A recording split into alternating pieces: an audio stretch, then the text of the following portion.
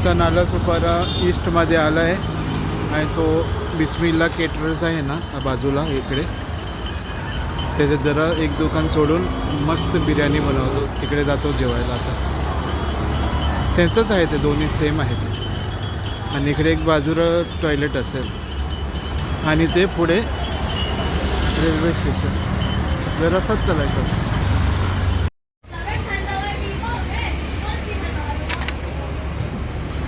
बिर्याणी है ना.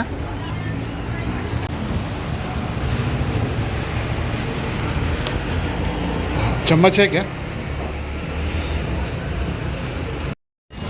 आता एक 10ची मँगो ज्यूस, मग झाला आजचा पोटपूजा.